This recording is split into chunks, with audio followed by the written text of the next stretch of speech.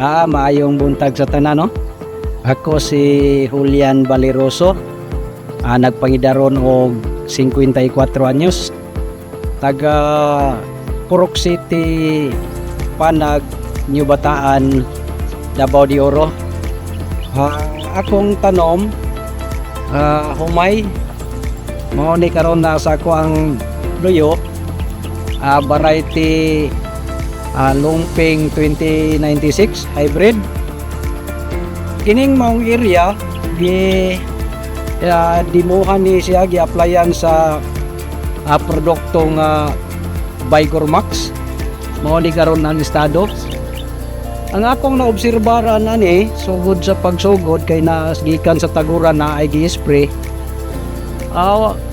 Nindot siya kay pagtanom wala ba ni ingon o ganang nalaya ing agi siya pagkalaya og mayo, mura siyang nadritso og kabuhi.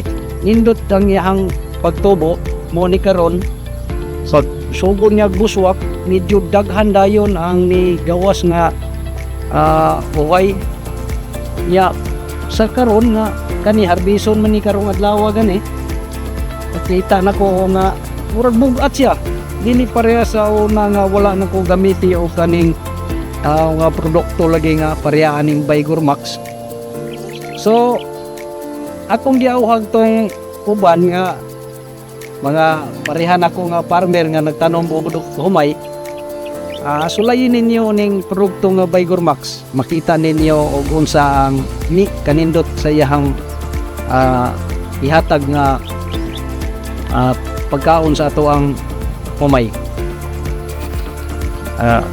Nindot gyud siya sa ako ang obserbasyon. Lahi ra gyud ang pagtubo sa ako ang humay adtong miagi.